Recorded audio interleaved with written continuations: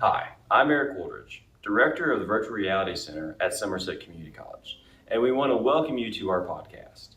Now, you may note in some of the process that there's some AI components to this, but we want to let you know that we've actually done the research, the scripting, and validated the information before we actually use AI to enhance the overall performance and kind of like the way that the language is used and even the voices.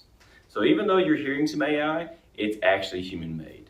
So we want to just let you know about that, let us know that we're real people, and wanted to thank you for taking the time to listen to the information. Hopefully it's something useful that you'll find out about XR and virtual reality and all of the applications that we're doing at this site and other sites across the nation to provide you sort of the best technology possible to use in a wealth of opportunities and realms. So again, thanks for joining us and enjoy. Okay, let's dive in. So picture this. You've got to learn how to, I don't know, not fall off a building or electrocute yourself at work. Standard workplace fun, right? Exactly.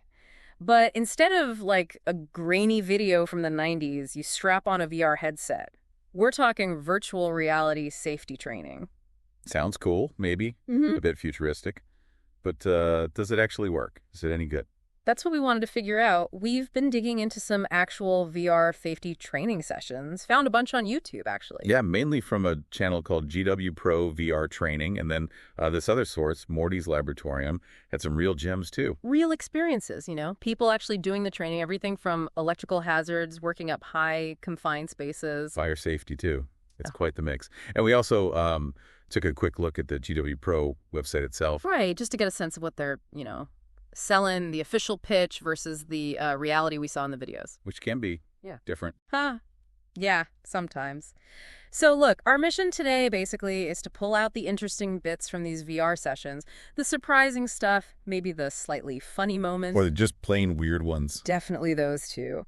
It's about getting a feel for how safety is being taught in this like immersive way. Think of it as your shortcut to understanding this stuff, maybe even find it a little entertaining. So less about regulations and compliance checklists today. Way less. More about the actual experience. Yep. What does it feel like to learn about danger in VR?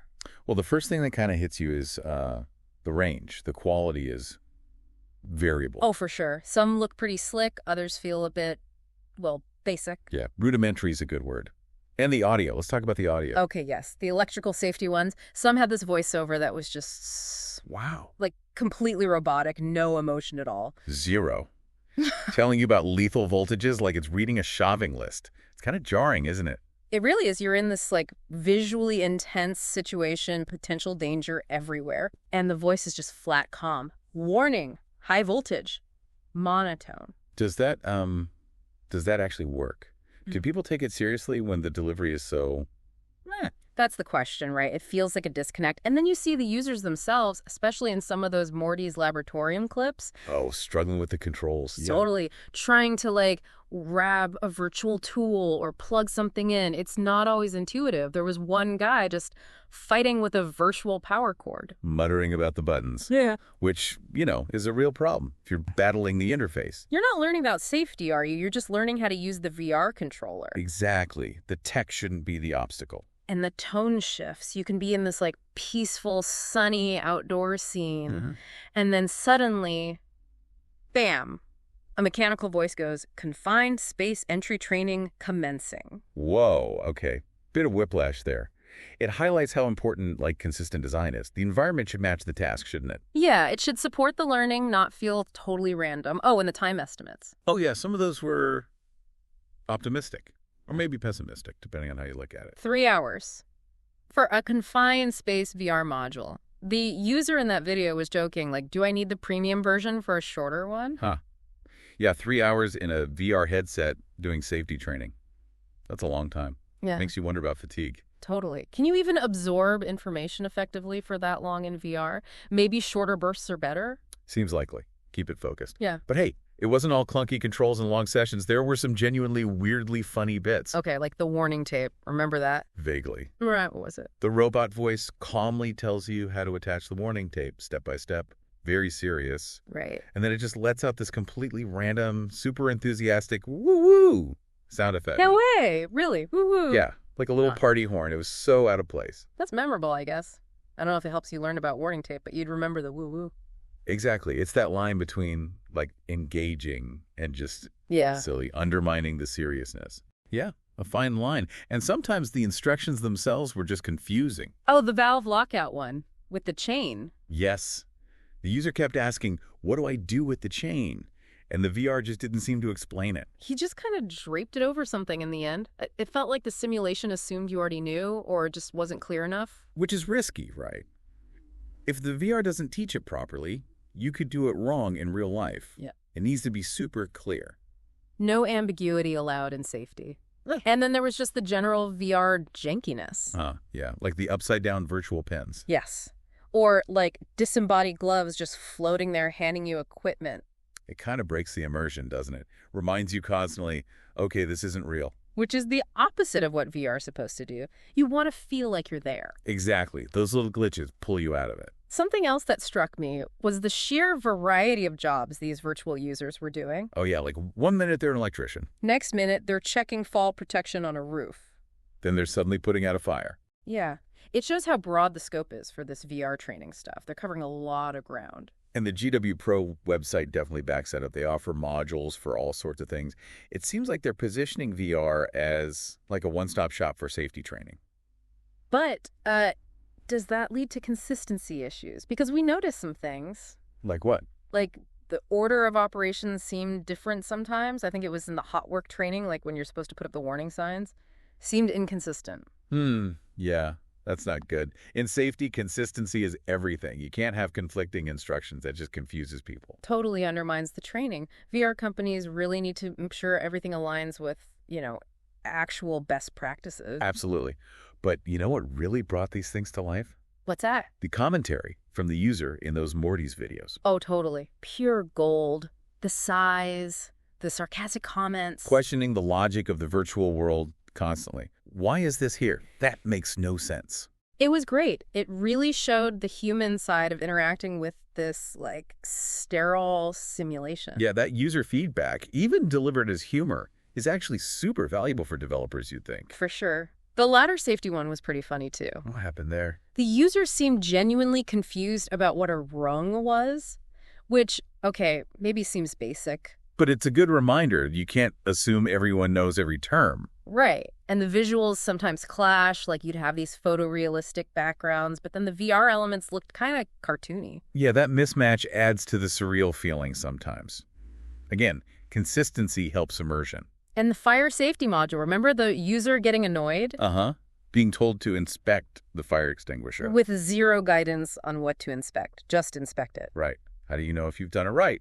And didn't it have the wrong emergency number? Yeah. It showed 112, which is European, right?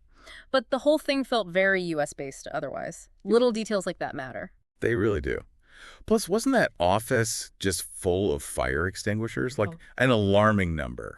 Yeah. Maybe a bit overkill on the extinguisher placement in VR land. These things, the lack of clear instruction, the inconsistencies, they're areas where the instructional design could definitely be better. Absolutely. Okay, lockout, tagout. That one seemed intense. The one where the user was wrestling with all the locks and tags? Yeah, trying to get them all on, and then this weird, red blob just appears out of nowhere. A red blob? What? I don't know. It felt less like safety training and more like some kind of weird puzzle room. See, that's the risk.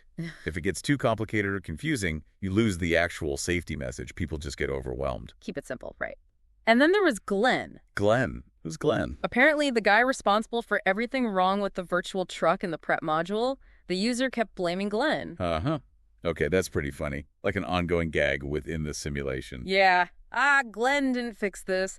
And the checklist, it seemed to change while the user was doing it. Oh, that's not good. Glitches like that really erode your trust in the training. It needs to feel reliable. Definitely. And, okay, last one, the underground mine one, roof fall hazards. Right. What about it?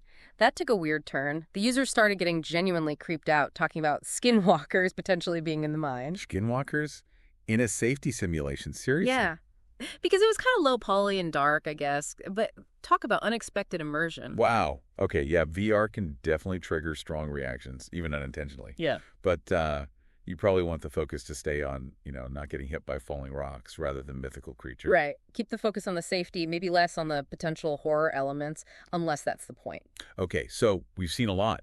Clunky controls, robot voices, weird sound effects, confusing instructions, but also some genuinely immersive moments. Yeah, so wrapping up, what's the big picture here? What are the main takeaways from this virtual dive? Well, like you said, it's definitely a mixed bag. Yeah. The idea of VR safety training, making it more engaging, more hands-on, that potential is huge. No doubt. Simulating dangerous stuff without the actual danger. Great idea. But the execution we saw, it really varies. Yeah. Some of it looks promising, but some feels like it still needs quite a bit of work. Yeah, the level of polish, the realism, how easy it is to actually do things in the VR world, it's all over the place. And the instructions themselves, sometimes clear, sometimes really not. And the repetition may be good for learning, but if the delivery's weird, it just becomes kind of funny, not necessarily educational. Though the sheer breadth of topics they're trying to cover is impressive. It shows the ambition for VR in this space. So thinking about this, has it changed how you view safety training at all? For me, it's less daunting, maybe. More potential for it not to be boring, even if sometimes it's accidentally hilarious. I think it just highlights how we need to be smart about using new tech. VR isn't magic. It offers cool ways to simulate and engage.